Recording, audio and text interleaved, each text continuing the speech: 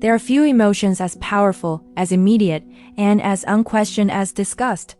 It bypasses logic, skips reason, and presents itself as moral truth. When we feel it, we rarely ask where it came from. We assume it must be justified, that it must mean something is wrong. But disgust is not the same as danger, and it is not the same as harm. It is often cultural, learned, and deeply personal. This case is not truly about plates or cats.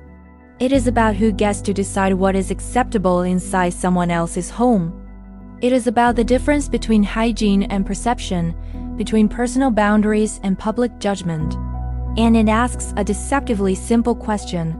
When something is objectively clean, but subjectively repulsive to someone else, who is responsible for managing that discomfort? Our protagonist owns a cat with a common but unpleasant habit. As a young cat, he ate too quickly. Not just enthusiastically, but compulsively, as if every meal might be his last. He would inhale his food at speed and then vomit it back up. This was not occasional. It was frequent enough to be a genuine welfare issue. Anyone who has lived with animals knows that repeated vomiting is not merely messy. It can indicate stress, digestive issues, or learned behavior that needs correction. When the cat was around a year old, someone suggested a simple, non-invasive solution. Feed him on a dinner plate instead of a bowl. The idea was straightforward. A flat surface would spread the food out, slow the eating process, and reduce the likelihood of vomiting. Our protagonist tried it. It worked. Dramatically, the vomiting reduced to almost nothing. The cat became calmer at mealtimes. The solution was effective, humane, and practical. So it became routine. For 5 years, the plates used were not cat-only plates. They were regular dinner plates. The same plates the owner ate from.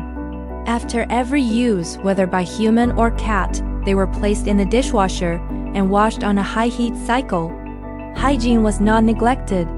If anything, it was consistent and thorough. For half a decade, this system functioned without conflict. Thousands of meals were eaten off these plates by the owner and by guests. No one became ill. No one complained. No one raised concerns. Friends saw the cat being fed. They saw the plates. The practice was visible, not hidden. And yet, until recently, it caused no disturbance. This matters, because it establishes that the behavior itself did not change. What changed was the audience. A couple of months ago, a group of friends came over for dinner. Among them was a couple newer to the social circle. Nothing overtly dramatic happened that evening. In hindsight, the couple ate slowly, hesitantly. At the time, this was dismissed as personal eating habits. No comments were made. No objections raised. The same group returned again weeks later. This time, something was different. The newer couple arrived carrying their own dinnerware. Plates, cutlery, glassware, an entire set. This was not subtle. It was not private. It was a statement. Confused, the host asked why they had brought their own dinner set. Initially, he assumed it might be a sensory issue, an allergy concern, or a personal preference. What followed reframed the entire interaction. The couple explained that they had noticed the same style of plates being used to feed the cat. They found this disgusting. They were uncomfortable eating off plates that had been used by an animal. The host responded logically. Every plate is pre-used. Plates are not disposable. They are cleaned. They go through a dishwasher at high heat. From a hygiene standpoint, there is no meaningful difference between a plate last used by a human, another guest, or a cat. Clean is clean, but logic does not negotiate with disgust. The conversation escalated. Voices were raised. The couple argued that if the host was willing to do something so disgusting, they could not trust anything in his house. This is the moment where the conflict crossed a line.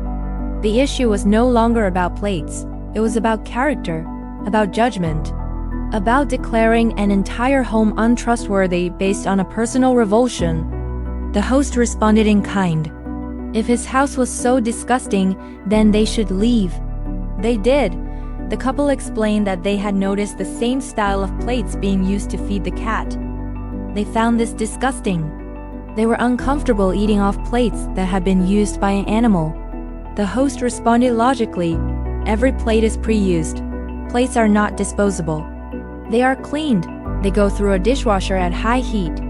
From a hygiene standpoint, there is no meaningful difference between a plate last used by a human, another guest, or a cat. Clean is clean. The logic does not negotiate with disgust. The conversation escalated. Voices were raised. The couple argued that if the host was willing to do something so disgusting, they could not trust anything in his house. This is the moment where the conflict crossed a line.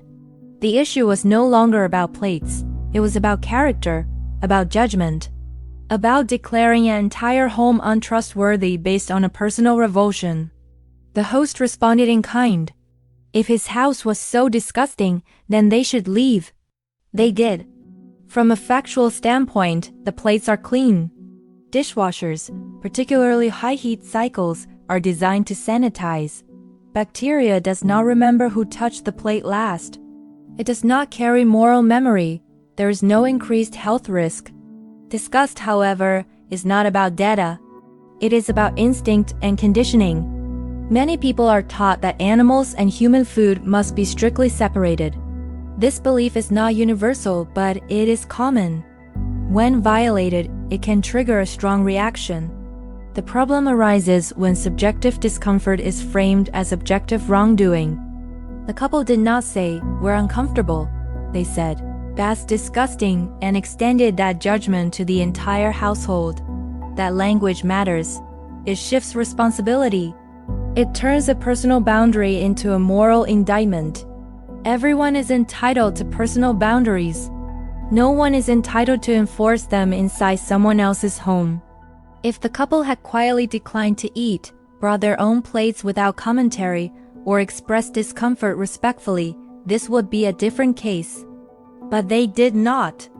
They made their disgust the host's problem. They implied contamination. They questioned trust. They crossed from self-regulation into accusation. Conversely, the host's response asking them to leave was not about silencing disagreement. It was about defending the dignity of his space. A home is not neutral territory. It reflects the values and practices of the person who lives there. Calling it disgusting is not a neutral opinion. It is an insult. There is also the matter of the cat itself. Feeding the cat on a plate was not indulgence. It was problem-solving. It improved the animal's health and quality of life. No one suggested that feeding the cat this way was neglectful or harmful. In fact, it was effective and humane. Reducing an animal's well-being to satisfy someone else as aesthetic comfort, especially when that comfort is not rooted in harm, is not a moral obligation. Some might argue that feeding a cat on human plates crosses an unspoken social line and that the host should have anticipated discomfort. Others will say that cleanliness is cleanliness and that the reaction was irrational. Some may believe both parties escalated unnecessarily. And some will argue that once someone insults your home, the social contract is already broken. After weighing the evidence, the A jury delivers its verdict, not the A whole. Feeding a cat on dinner plates that are properly cleaned does not constitute unsanitary behavior. The host did not deceive anyone. The practice was visible. The reaction was rooted in personal disgust, not risk. The couple crossed the line by labeling the home disgusting and untrustworthy. Asking them to leave was not punishment for disagreement, it was a reasonable response to disrespect. You are allowed to dislike something. You are not allowed to insult someone's home and expect hospitality to continue. Disgust feels authoritative, but it is not a universal truth. Cleanliness is measurable. Respect is observable. In this case, the plates were clean, the cat was healthier, and the boundary was clear. Hospitality does not require self-erasure, and a home does not need to conform to every guest's comfort to remain valid. Now the judgment passes to you. Was this a harmless habit unfairly judged or a social norm violation that justified outrage? Declare your verdict below.